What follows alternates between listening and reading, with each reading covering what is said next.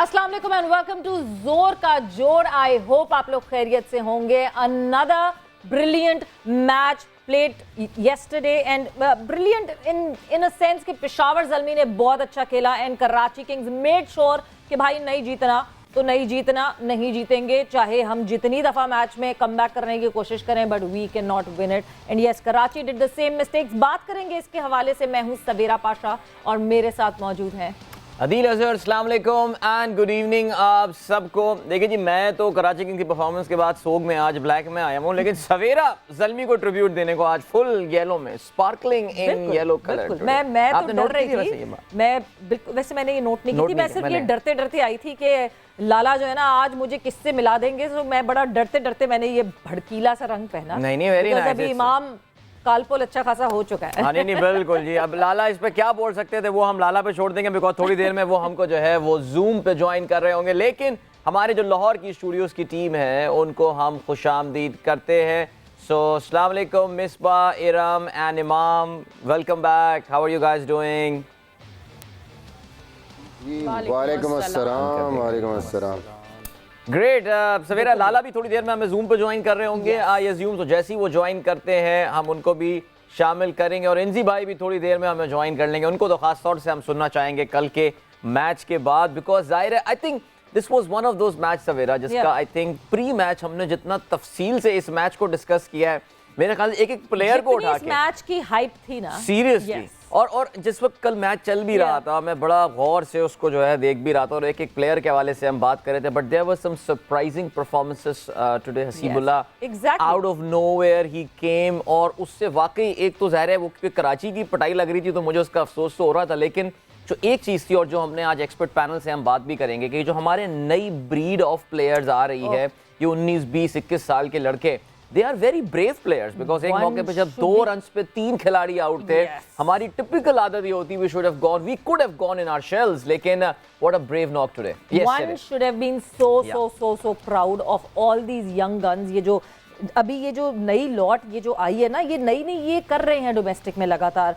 हसीबुल्लाह की अगर हम बात करें तो पाकिस्तान कप में he was the second highest run getter, and मुसलसल ये जो वो कहते हैं ना अग्रेसिव बैटिंग दिख रही है हमें, ये एक बहुत अच्छा converting the DNA of Pakistan cricket is brilliant. So Misbah सबसे पहले आपसे बात करेंगे।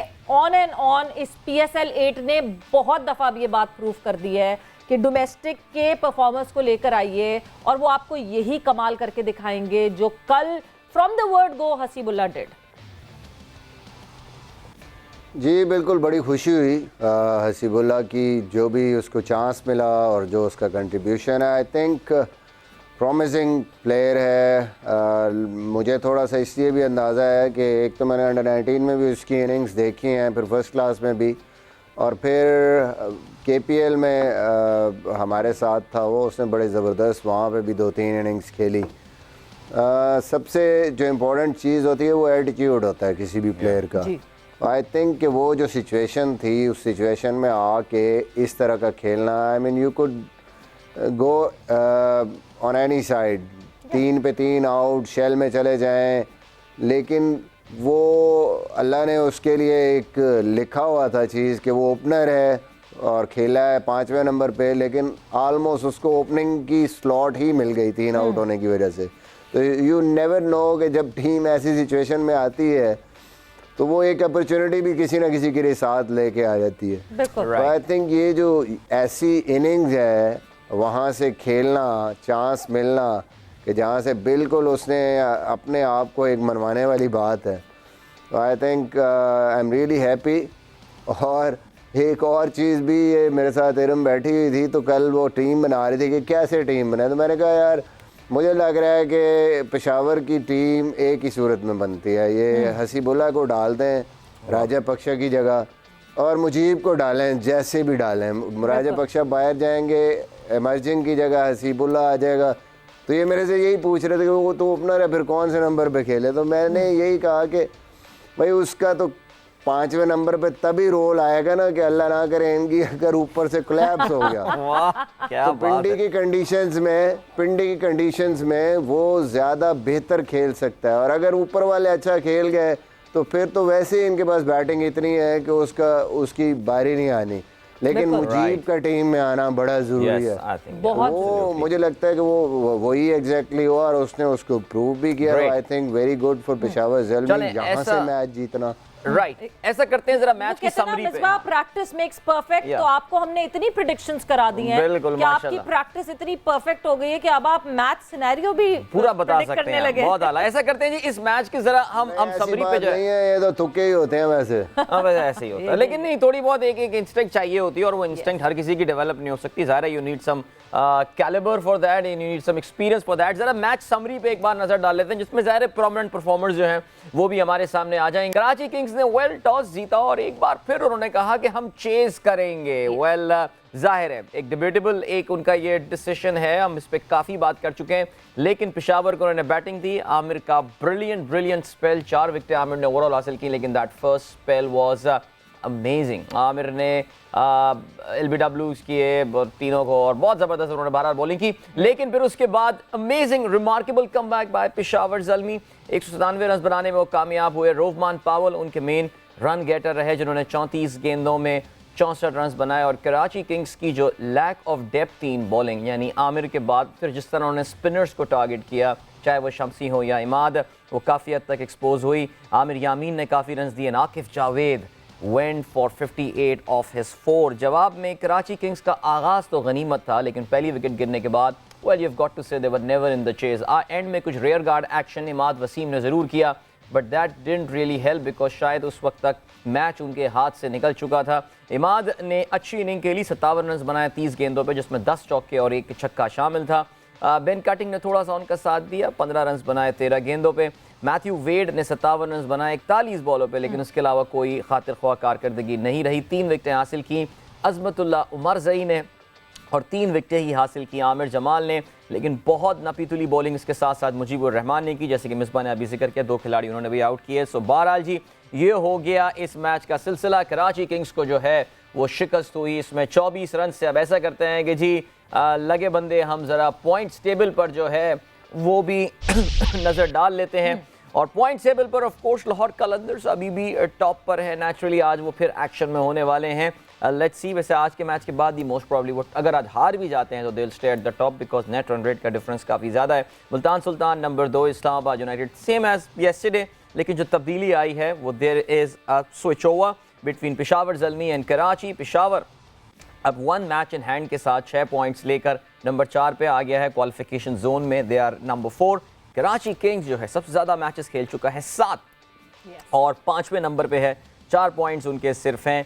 And Quetta Gladiators well one would say they still have got games in hand, so you never know, अगले 5 मैचेस में कुछ भी कर सकते हैं। लेकिन सवेरा जहाँ तक कराची किंग्स का ताल्लुक है, 7 मैचेस खेल चुके हैं, 5 हारे हैं 2 जीते हैं। आई थिंक इनके लिए अब अगले राउंड में पहुंचना बहुत आई थिंक काफ़ी ब्लीक हो गई है because remember the 3 matches that they are playing, Islamabad United they are playing Lahore Qalandars once again and they play Quetta Gladiators, जिनसे ये generally हार जाते हैं। So well tough road for Karachi, very tough road। और ये कल जो है जब कैंप का दिखाया और जिस वक्त जो है मैच हारा कराची ने, और जब कराची के डगआउट पे नजरें गई और कराची की जो पूरी वो जो फैमिलीज वगैरह सब बैठी होती है उस पर गई नजरें, तो उस वक्त आपको पता चल गया था कि उन्होंने भी अब एक्सेप्ट कर लिया है कि यहाँ हम शायद पार्टी स्पॉइलर ज़रूर बन सकते हैं, मगर अब आगे का सफ़र मुश्किल हो जाएगा। But with that Peshawar Zalmi की जो हम बात कर रहे हैं, तो सबसे पहले तो इंज़मामुल हक को हम खुशामदीद कहते हैं। इंजी भाई अस्सलाम वालेकुम एंड वेलकम टू जोर का जोर। जी वालेकुम अस्सलाम, बहुत और सारों को मेरा सलाम। तो बहुत मुबारक हो। जब जीत के आप आते ना तो अगले दिन आपकी आवाज में वो खुशी सुनाई दे रही है। पोज भी कोई बॉडी बिल्डर वाला पोज इंजी भाई बना के बैठे हैं, जरा आप चेक तो कीजिए कि जरा थोड़े से नजर आए जी, जरा हाम शाम्स बने हुए। बट कांग्रेचुलेशन इंजी भाई। अरे नहीं अच्छे लग रहे थे आप, बैठे हैं ऐसे प्लीज। वो जिस तरह लड़कों ने छक्के मारे ना, तो मुझे भी ऐसा लग रहा था कि जिस तरह मेरे में भी जान है। आप में जान है, बिल्कुल जी। मगर भाई कमाल हो गया। और वो कहते हैं देर आयत दुरुस्त आयत, Hasibullah he came, he saw and he conquered। जी बिल्कुल। और उसने जितनी जबरदस्त इनिंग्स खेली है ना, और ये एक और एग्जांपल है, जिस तरह अभी मिसबा भी कह रहा था कि जी मैंने इसको अंडर 19 भी खेलते देखा, फर्स्ट क्लास भी खेलते देखा, और ये प्रॉपर खेल के आ रहा है सारी चीजें। और जो प्लेयर सारी चीजें खेल के आ रहा होगा ना, और आपने कल उसने स्कोर तो किया है, बड़ा बड़ा ज़बरदस्त किया, और जो उसकी स्कोर करने की पेस थी वो भी बड़ी ज़बरदस्त थी। लेकिन अगर आप उसको देखें ना तो उसने बहुत क्रिकेटिंग शॉट्स मारे हैं। बिल्कुल कोई ऐसे शॉट्स नहीं खेलने के कि जी कोई आके उसने चलानी शुरू की है कि जी उसमें 50 कर गया। तो जिस टाइम आप फर्स्ट क्लास क्रिकेट खेल रहे होते हैं, आपके पीछे मुसलसल क्रिकेट होती है ना, तो उससे ना आप जो शॉट्स खेलते हैं ना वो बड़ा मजा आता है कि जी उसको देखने का। एक तो 50 रन किए हैं अपने पहले मैच में, ये बड़ा जबरदस्त है। लेकिन जिस तरह के उसने शॉट्स खेल लिए ना, तो मेरे ख्याल में यहाँ ये मिसबा भी बैठा है, इमाम भी बैठा है, क्योंकि ये क्रिकेटर्स है और तो इन्होंने एंजॉय किया होगा। उनको एक तो स्कोर को एंजॉय करते हैं, जो शॉट्स खेल लिए ना उसको एंजॉय किया होगा। तो मुझे बड़ा जबरदस्त कल मैं बहुत एंजॉय किया उसकी बैटिंग को, क्योंकि जिस तरह उसने आके खेला, प्रेशर नहीं लिया। और ये भी एक और चीज है कि आप जिस टाइम फर्स्ट क्लास खेल रहे होते हैं ना, तो आप दूसरी चीजें तो आप जिस टाइम प्रेशर वाली पोजीशन आती है तो आप उसमें भी अच्छा खेलते हैं कि जहां हमारे 1 पे 3 आउट हुए थे वहां जाके जिस तरह की उसने इनिंग्स खेली, तो मेरे ख्याल में उसको हसीबुल्लाह को बहुत मुबारक होना चाहिए कि जी बड़ी जबरदस्त इनिंग्स खेली। एब्सोल्युटली। अच्छा जी, ज़रा इंडिविजुअल परफॉर्मेंस हसीब की तो हमने बात की है, और इमाम आपसे बात करते हैं। आमिर के करियर के काफ़ी सारे फर्स्ट स्पेल्स जो आमिर ने करवाए वो बड़े यादगार रहे हैं। ऑफ कोर्स इंडिया के खिलाफ हमें याद है चैंपियंस ट्रॉफी एंड ऑल, इस तरह हम 2-3 और गिन सकते हैं। लेकिन कल आमिर जिस तरह इंजरी ले ऑफ के बाद वापस आए और जिस तरह उन्होंने आगाज़ किया और जिस तरह उन्होंने यके बाद दीगरे, हम we talking about 3 big players there, और मज़ा आया आमिर का कल का पहला स्पेल देखकर।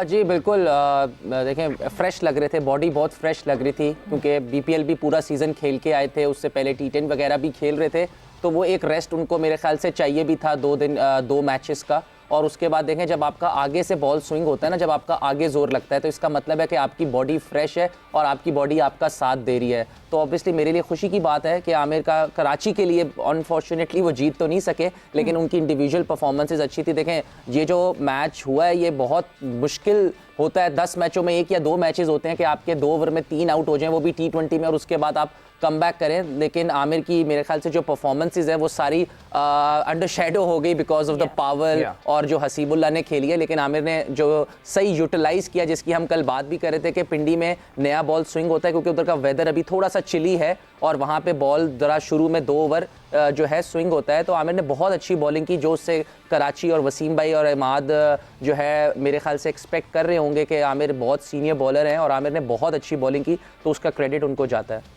बिल्कुल 4 फॉर इन विनिंग कॉज और 4 फॉर इन लूजिंग कॉज, उसकी वेटेज बिल्कुल डिफरेंट होती है। बट इरम, इससे पहले कि मैं आपकी तरफ आऊं, हम के स्टार जिनकी बात कर रहे हैं इस वक्त मुसलसल, हसीबुल्लाह इस वक्त हमारे साथ मौजूद हैं। तो हसीब, आपको खुशामदीद कहते हैं जोर का जोर में, एंड कॉन्ग्रेचुलेशन, बहुत ज़बरदस्त आपकी कारकर्दगी रही। अस्सलाम वालेकुम, थैंक यू सो मच, बहुत शुक्रिया आप लोगों का। सो हसीब, सबसे पहला ही सवाल, जब आप 2 फॉर 3 इस सिचुएशन में, आप जनरली वैसे ओपन करते हैं, आपको एक सिनेरियो अपने ही हिसाब का मिल गया कि आप 5वें नंबर पे तो आ ही रहे थे, मगर एज ओपनर अभी उतनी नहीं थी बॉल, उतनी नहीं थी कंडीशन सारी, आपको कन्वीनियंस उससे फील हुई या फिर वो 2 फॉर 3 का प्रेशर था जहन में? कहीं लगा नहीं वैसे प्रेशर? नहीं, मेरा तो बिल्कुल माइंड में नहीं था कि हमारे विकेट गिर गए, क्योंकि मैं नए बॉल से खेलता हूँ, तो वही नए बॉल से मौका मिला मुझे खेलने का। तो मैं जब भी गया तो साथ में जो पार्टनर था मेरे साथ, उससे मेरी बात हुई, उसने कहा कि विकेट बहुत अच्छा है, तो आप थोड़ा सा 1 ओवर ले ले, 2 ओवर ले ले, उसके बाद जो आपका नेचुरल गेम है तो वही खेले। तो मुझे प्रेशर बिल्कुल नहीं था कि विकेट्स आउट हो गए, मैं अपना नेचुरल गेम खेल रहा था। हसीब, ये बताइए कि मैच का कब बताया था आपको कि आप प्लेइंग 11 में आने वाले हैं? क्या एक दिन पहले ही बता दिया था टीम मैनेजमेंट ने? इंजी भाई भी बाय द वे बैठे हुए हैं, आपको सुन भी रहे हैं अभी, तो टीम मैनेजमेंट ने पहले ही बता दिया था या मैच से पहले आपको बताया था? उस वक्त क्या एहसास है जब आप पता चला कि मैं मैच खेलने वाला हूँ, अपना PSL डेब्यू करने वाला हूँ? मुझे एक दिन पहले अकरम भाई और समी भाई ने बताया, तो मुझे बहुत खुशी हुई कि मैं कल खेल रहा हूँ, और मेरा यही सोच था कि मैं अपने टीम के लिए अच्छा करूँ और अपना नेचुरल गेम खेलूँ। तो नींद आ गई थी रात में वैसे आपको? एक्साइटमेंट में अक्सर खिलाड़ियों की नींद उड़ जाती है ना, हमने ये सुना है। बस अल्लाह का शुक्र अदा किया और सो गया था। जबरदस्त जी, चलें। मिसबा, आप कुछ बात करना चाहेंगे हसीब से? बहुत बहुत मुबारक हो हसीब, मैंने पहले ही बताया कि खुशी होती है क्योंकि मेरे साथ ये रहा है एक टूर्नामेंट में, बड़ी ज़बरदस्त इनिंग्स वहाँ पे भी खेली हैं। जो अच्छी चीज़ जो मज़ा आया है कि स्पिनर पे भी जो है जिस तरीके से उन्होंने इमाद को उस टाइम पे अंडर प्रेशर किया। आई थिंक गेम अवेयरनेस की हमेशा हम बात करते हैं, 3 पर 3 थे, अच्छा गेम को असेस किया कि हम लोगों को यहाँ पे लंबा स्कोर करना ही है, चांस दिया और 6 ओवरों में 40 प्लस हो गया था उसी पे। तो वो मेरे ख्याल में वो हसीब की वो जो काउंटर अटैक था उसी की वजह से हुआ और उसी की वजह से इनकी टीम ने रन्स किए। स्पेशली उस वक्त बहुत अच्छा लगा जब मैचअप्स की हम बात करते हैं कि जैसे इमाद आए हैं, इन्होंने वो 1 ओवर लगाया, उसकी वजह से बहुत ज़्यादा अंडर प्रेशर हुई है कराची की टीम। Very well done. यही मुझे चीज़ अच्छी लगी थी हसीब की वहाँ पे भी कि इसको जो भी इससे मिस्टेक होती थी जिस गेम में, तो इससे जब बात करते थे तो वो अगले ही मैच में इम्प्रूवमेंट नज़र आती थी। वो उस चीज़ को कोशिश करता था कि मैं इसको रिपीट ना करूं। तो वेरी वेल डन। इसी तरह मेरे ख्याल में खेलेगा तो आगे पाकिस्तान के लिए भी करेगा, पेशावर के लिए तो अच्छा करेगा ही। सो बहुत बहुत मुबारक हो। खैर मुबारक मुस्बा भाई, बहुत शुक्रिया। मैं यही प्रैक्टिस कर रहा था गेम में, तो इंजी भाई ने बहुत हेल्प की मेरे साथ क्योंकि मैं एज ओपनर खेलता हूँ। तो जब मैं बीच में जाता था तो इंजी भाई यही कहता था कि आपने एडजस्ट करना है, हर जगह पे एडजस्ट करना है आपने। और कामी भाई ने बहुत हेल्प की मेरे साथ ट्रेनिंग में और नेट्स में। कामी भाई ने भी बहुत ज़्यादा हेल्प की मेरी। तो मैं इन दोनों का बहुत शुक्रिया अदा करता हूँ और अपने मैनेजमेंट का बहुत शुक्रिया अदा करता हूँ। तो इंजी भाई, मैच के बाद तो ज़ाहिर है या इनिंग के बाद आपने कुछ ज़ाहिर टीम टॉक वगैरह तो हुई होगी, तो क्या कुछ आपने जाके हसीब को क्या बोला बाद में, कुछ ज़रा हमारे साथ भी शेयर करें। ज़ाहिर है अप्रिशिएट ही किया होगा, लेकिन व्हाट वर योर वर्ड्स, अगर आप कुछ बताना चाहें हमें। नहीं, मैंने बिल्कुल इसको कहा था कि जी वेल डन, कि जी बड़ी ज़बरदस्त इनिंग्स खेला है। तो और जिस तरह ये खेला है और जिस मौके पे ये खेला है, तो मेरे ख्याल में तारीफ के अलावा तो कुछ नहीं कहा जा सकता था उसके लिए। लेकिन बड़ी अच्छी चीज़ है इसके लिए भी कि ये आगे अपनी इस तरह की और इनिंग्स खेल सकता है, इसमें एबिलिटी है। और स्पेशली पाकिस्तान के किसी भी यंगस्टर्स को है ना इस तरह खेलते हुए देख के कि जी मैंने आपको बताया कि एक तो इतने प्रेशर में खेल रहा था और फिर इसने उस पेस को बरकरार रखा, क्योंकि जी टेम्पो तो इनिंग्स का हमारी सारी का इसने हसीबुल्ला ने बनाया और बिल्कुल क्रिकेटिंग शॉट्स के साथ, क्योंकि जी बिल्कुल प्रॉपर शॉट्स खेले। तो बड़ा अच्छा है और बड़ा खुशी हुई क्योंकि जी दोनों अगेंस्ट फास्ट बॉलर और स्पिनर्स पे दोनों पे इसने बड़ी ज़बरदस्त इनिंग्स खेली।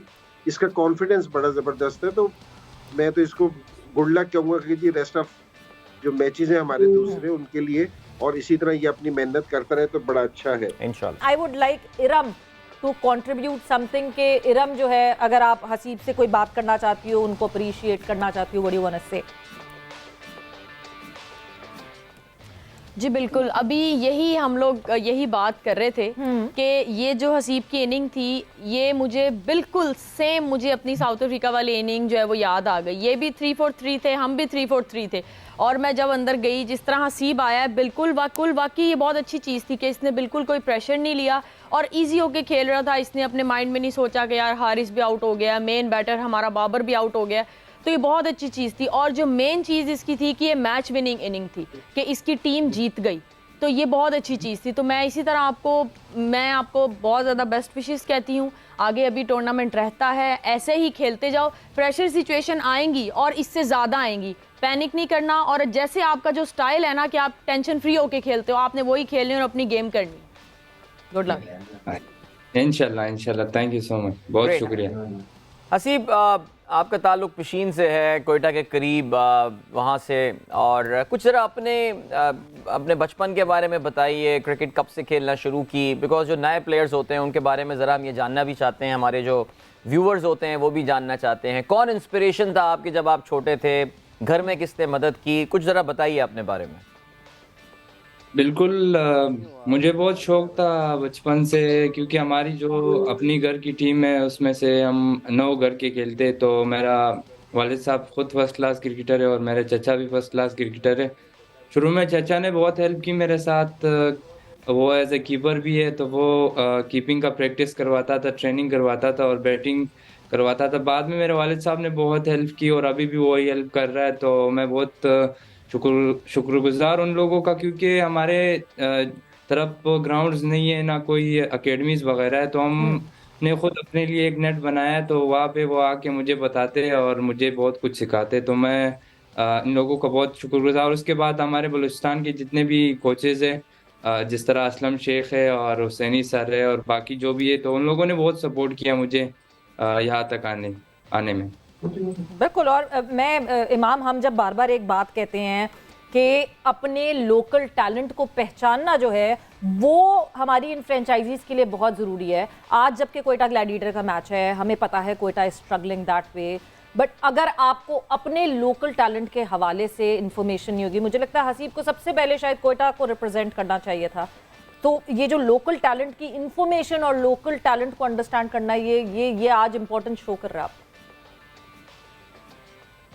जी देखें बिल्कुल सवेरा, लास्ट मैं तो हसीब को काफ़ी देर से जानता हूँ, क्योंकि ये मेरे साथ ही फर्स्ट क्लास खेलता है, नेशनल T20 खेलता है, बलूचिस्तान से ये खेलते हैं, तो ऐसे लोकल टैलेंट को जानना बहुत ज़रूरी है आजकल, और उनको एक खुला मौका देना, अपॉर्चुनिटीज़ मेरे ख्याल से हर बंदे के लिए बहुत ज़रूरी है कि एक फेयर अपॉर्चुनिटी मिले अगर आप लोकल टैलेंट है। क्योंकि क्या होता है कि ये बच्चे आते हैं अंडर 19 के, तो अक्सर आप देखते हैं कि कुछ लड़के जो है आ जाते हैं, कुछ लड़के गायब हो जाते हैं। तो मैं इस कॉन्सेप्ट को थोड़ा सा अगेंस्ट हूँ कि आपको गायब नहीं होने देना, क्योंकि वो एक अंडर 19 से जब निकलते हैं तो वो they are bound to give you failures, तो उस तक आपको कॉन्फिडेंस देना है, उनको आपने कहीं ना कहीं अपने साथ डोमेस्टिक टीम्स में रखना है ताकि उनको सपोर्ट मिलती रहे। तो बहुत इसने सही नाम लिया बलूचिस्तान का, क्योंकि मैं जब भी बलूचिस्तान की मैंने कैप्टनसी भी की है, मैं इस साल भी 4 डे जब खेला हूँ, तो काफ़ी जितने भी कोचेज़ हैं वो इसको बहुत हाई रेट करते हैं, और ये बहुत ही अच्छा लड़का है। मेरी जब भी इससे इंटरेक्शन हुई है कि मैंने इस पर्सनैलिटी को ये समझा कि ये जिसके अंदर होता है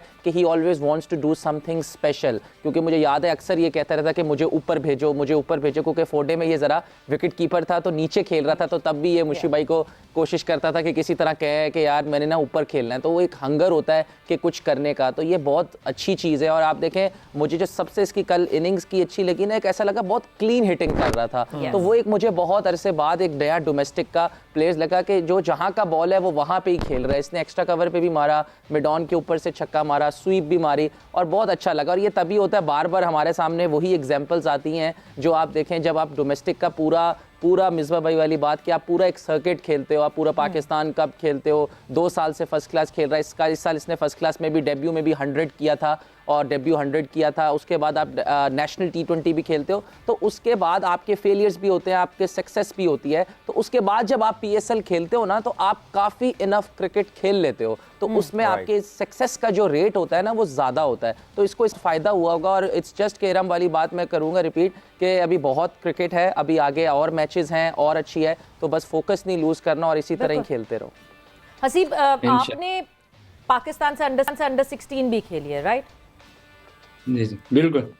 सो वही अंडर 16, अंडर 19 जो हम कहते हैं ना, टोटल डोमेस्टिक में जितना आप गुजर कर आते हैं आपको उतना। और रसीब, एक आखिरी सवाल आपको जानने से पहले, मैंने आपसे पिछले वर्ष में पूछा था, फेवरेट प्लेयर कौन था आपका? एक इंस्पिरेशन होती है ना जिसको देख के आप कहते हैं यार मैं बड़ा होके ऐसा बनूंगा, कौन है वो प्लेयर? वैसे तो सैयद अनवर को मैं बहुत ज्यादा देखता हूँ, उसको फॉलो भी करता हूँ, लेकिन बीच में फखर जमान भी मुझे बहुत पसंद है, क्योंकि वो ज्यादा एग्रेसिव खेलते, तो उसको भी मैं बहुत ज्यादा लाइक करता हूँ।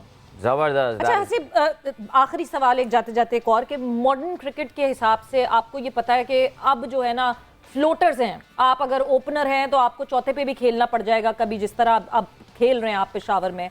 पाकिस्तान टीम का हमको पता है कि अभी ओपनिंग स्लॉट, ओपनिंग के लिए बहुत सारे कैंडिडेट्स हैं, सो आप ओपन हैं इस फ्लोटिंग उसके लिए कि मुझे चौथे पे खिला दे, 5वें पे खिला दे, तीसरे पे खिला दे, मुझे सिर्फ खेलना है?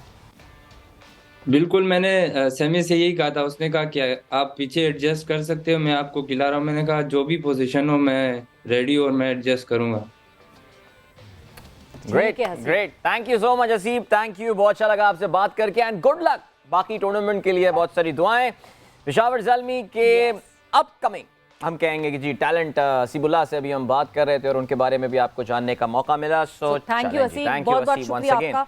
इंजी भाई, बहुत इंपॉर्टेंट सवाल जो मैं पूछना चाहती हूँ, कल टीम को देखते हुए क्या ये मैनेजमेंट का फैसला था कि हसीब कीपिंग करेंगे और मोहम्मद हारिस नहीं करेंगे, या मोहम्मद हारिस भी इस बात में इंटरेस्टेड थे? और मैं ये जानना इस वजह से चाहती हूँ कि ये बड़ा एक एक हेल्दी इन्वायरमेंट को पोर्ट्रे करता है कि एक प्लेयर जो कि कीपिंग कर रहा हो वो दूसरे अपने आने वाले एक यंगस्टर को वेलकम करे कि अच्छा जी आप कीपिंग कर ले. So was it the teams decision, the team managements decision and Haris was on board with that? ये देखिए, ये मिल के डिसीजन था और हारिस भी इस पे हैप्पी था और वाकई इस पे हारिस को हमें अप्रिशिएट करना चाहिए. उसने ये वाली चीज़ खुद कही कि जी मैं फील्डिंग ठीक कर लेता हूँ, बल्कि वो अच्छा फील्डर है. ये बहुत अच्छी की भी कल फील्डिंग, बहुत अच्छी फील्डिंग की. उसने कहा कि बशर्ते कि जी हसीब है अगर फील्डिंग करे उसकी निस्बत मैं फील्डिंग कर लेता हूँ और हसीब कीपिंग कर लेगा. तो ये बड़ा अच्छा जस्टर है टीम का और इस तरह की चीजें होनी चाहिए कि जी अगर जहाँ टीम को जरूरत हो, और बेहतरीन प्लेयर वही है कि जो टीम की रिक्वायरमेंट के हिसाब से खेले और एज ए टीम मैन हो. अच्छा, दूसरी चीज ये कि जिस तरह हारिस ने वाली चीज शो की ना, हसीब का भी ये कि यंगस्टर था, इसके पास इतनी तो खैर वो नहीं थी अपॉर्चुनिटी के कि जी ये करता, लेकिन जिस टाइम इसको कहा ना कि जी हम तुम्हें नंबर 5 पे खिलाएंगे, सेमी ने और ये अकरम ने, हाजी साहब ने, कि जी हम तुम्हें 5 पे खिलाएंगे. So is happy. इसने कहा कि जी आप बेफिक्र रहे कि आप मुझे जिस नंबर पे भी खिलाएंगे ना तो मैं उस नंबर पे ना खेलने के लिए तैयार हूँ. तो ये अच्छी चीज है कि बशर्ते कि कोई प्लेयर यंगस्टर इस चीज पे मूव बनाए कि जी मैं तो नंबर 3 का प्लेयर हूँ या मैं ओपन करता हूँ, कि आप टीम की रिक्वायरमेंट पे अगर खेलते होंगे ना तो उसको फुलफिल करते होंगे तो आपकी जगह है ना बहुत सारी जगहों पे बन जाती है. तो ये कल है ना काफी सारी, जिस तरह हारिस ने बड़ा जबरदस्त दिया, इसने भी बड़े खुश होके ना नंबर 5 पे खेला कि जी मैं स्पिनर्स को भी खेल लेता हूँ. वो तो चलो कल ओपनिंग वाली सूरत बन गई तो हम डगआउट में बैठे हुए कह भी रहे थे, सेमी कह रहा था कि मैंने इसलिए 5 ओपनर खिलाए थे, मुझे पता था कि जी क्या होना है. तो मैंने कहा कि जी जरा ख्याल करके इन छठे ओपनर की ना जरूरत पड़ जाए मेरी. Very nice. ये अच्छी चीजें हैं कि जो यंगस्टर्स की तरफ से आती हैं कि जिसमें आप कोई जो रोल आपको दिया जाता है, ठीक है कि जी वो आपने फर्स्ट क्लास में उस तरह नहीं कर रहे होते, लेकिन टीम की जहाँ जरूरत होती है और आप जिस समय उसको खुशी से कबूल करते हैं तो आपकी परफॉर्मेंस पे भी फर्क पड़ता है और टीम की परफॉर्मेंस पे भी फर्क पड़ता है उससे. That is so true. इमाम ने थोड़ी देर पहले बहुत अच्छी बात की थी कि इतना सारा टैलेंट आ रहा होता है. हर पीएसएल में ही हम जो है वो कुछ नए बच्चों के नाम, नए लड़कों के नाम सुन रहे होते हैं. How important it is to curate those, उनका ख्याल रखना, उनके करियर पाथ वगैरह बनाना, गुमनामी में उनको जो है नर्चर, उनको बिल्कुल गुमनामी के अंधेरों में खो नहीं देना. अगर प्लेयर वो लगता है कि प्लेयर ना भी बन पाए तो क्या हम उसको कोचिंग की तरफ ले जा सकते हैं, क्या कह सकते हैं. मिसबा, हमने पेशावर ज़ल्मी की तो बहुत तफसील से हमने जो है वो बात की. पेशावर ज़ल्मी की मुझे बात है. आज मैं पेशावर ज़ल्मी का कलर पहन है. बिल्कुल मिसबा, जहां हम हसीब की बात कर रहे हैं और जहां इंजी भाई ने कहा कि टीम के हिसाब से आप अपने आप को एडजस्ट करते हैं, आप अपना रोल चेंज करते हैं, कल मेरा ख्याल से हमें कैडमोर के रोल को भी अप्रिशिएट करना चाहिए. जिस तरह ही कन्वर्टेड इनटू एन एंकर, और एंकर बनकर जिस तरह हसीब के साथ, हसीब ने खुद बताया भी कि जिस वक्त वो क्रीज पे आए तो क्या उनकी कैडमोर से कॉन्वर्जेशन हुई, देन पावल आए. सो कैडमोर वाज दैट एंकर जिन्होंने एक एंड संभाला हुआ था क्योंकि ऊपर से कोलैप्स हो गया था. So we should appreciate his performance as well. आप कैसे देखते हैं? जी, मेरे ख्याल में अगर वो ऐसी इनिंग ना खेलता, स्पेशली वो जब आया है तो आमिर को भी सी ऑफ किया उसने, और फिर बड़ा सेंसिबली वो खेला है शमसी को. वो बड़ा ही इम्पोर्टेंट फेज़ था. अगर वो वाले ओवर वो ना खेलता और वो उसको एंड एक तरफ से ले के ना जाता तो मेरे ख्याल में मुश्किल था, पेशावर शायद पहले आउट हो जाती. तो उसने वो फ्रीडम दिया दूसरे बैट्समैनों को और उसने थोड़ा सा अंदाज़ा भी लगा लिया कि वो उस तरीके से उसने पहले थोड़ा अटैक करने की कोशिश किया कि नहीं, पिच अभी वो सेटल नहीं हो रहा था, पिच की पेस और उसके हिसाब से, तो उसने वो बस उसने थ्रो नहीं की विकेट. उसने देखा कि टीम गोल अचीव हो रहा है, एक तरफ से रन्स आ रहे हैं, तो मैं खामखा अगर थ्रो करके चला जाऊंगा तो ऑब्वियसली दूसरी टीम को एडवांटेज होगा. तो उसने आराम से दूसरों को खिलाना शुरू किया और एंड पे फिर उसने थोड़ा सा, मुझे अंदाज़ा है कि जब बैट्समैन ऐसी सिचुएशन में होता है तो फ्रस्ट्रेशन भी फील शुरू हो जाती है. आखिरी 2-3 ओवर्स में वो लग रहा था जहाँ पे उसने हालांकि आमिर जमाल ने 2 छक्के मारे हैं लेकिन उसने खुद वहाँ पे स्ट्राइक ली है, 1 रन पीछे बाय का लिया है और उस चीज़ को टेक ऑन किया कि नहीं, मैं अब इतनी बॉलें मैं खेला हूँ तो मैंने अच्छा फिनिश करना है. That was very good.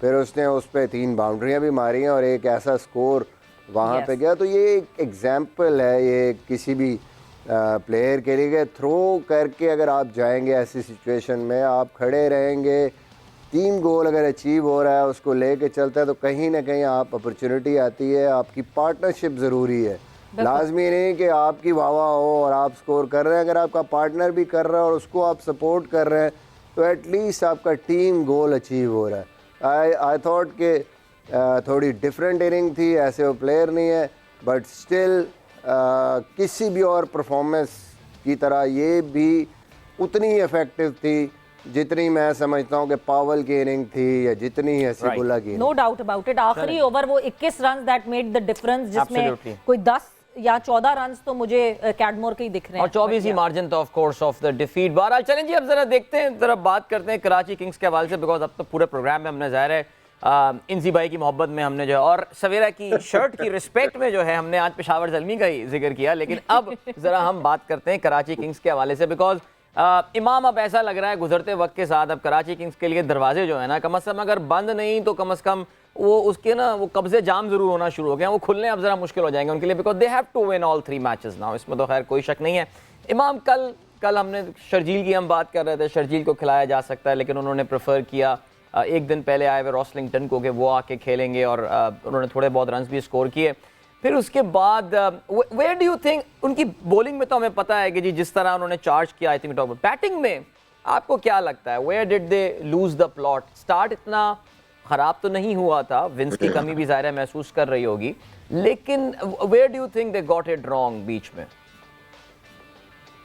देखिए, मुझे ऐसा लगता है कि उनकी बहुत ज़्यादा क्रेडिट पेशावर ज़ल्मी को जाता है, क्योंकि यहाँ से मैचेस लेके जाना कोई इतना आसान काम नहीं होता, और अगर 10 सिचुएशंस दोबारा ऐसी दें तो शायद ऐसे 2 या 3 दफ़ा या एक हार्डली 2 दफ़ा ही ऐसी सिचुएशन आएगी कि आप विनिंग साइड पे होंगे। तो मुझे ऐसा लगता है कल पेशावर ज़ल्मी बहुत आउटस्टैंडिंग खेला है, और मुझे ऐसा लगता है कि अब मुझे जो पहले लग रहा था कि थोड़ा सा इनकी फॉर्मेशन नहीं बन रही है, हसीबुल्ला के आने से और मुजीब के आने से इनकी फॉर्मेशन बन गई है। तो कराची की जहाँ तक बात रही, देखें पहले तो ओपनर्स वो वहीं से लेके गए जहाँ से जैसे उन्होंने छोड़ा था कि वो दोनों फॉरेन प्लेयर्स पे ट्रस्ट कर रहे हैं, और वो उसी फॉर्मेशन के साथ गए कि इसीलिए जो है उन्होंने दोनों फॉरेन ओपनर्स के कि जी हमें हमें बिल्कुल फियरलेस क्रिकेट चाहिए 6 ओवर से, और उन्होंने कहीं हद तक शुरू में स्टार्ट करने की कोशिश की। लेकिन देखें, दोबारा वापस मैं आऊँगा कि ज़ल्मी का स्मार्ट मूव था आमिर जमाल को और वो जो उनका फास्ट बॉलर था उनको खिलाना, बाय नोइंग दैट कि जो उनके जो मिडिल ऑर्डर है वो शायद पेस से थोड़ा सा स्ट्रगल करेंगे पिंडी में। आमिर जमाल की अच्छी पेस है, 137 प्लस बॉलिंग कर रहे थे और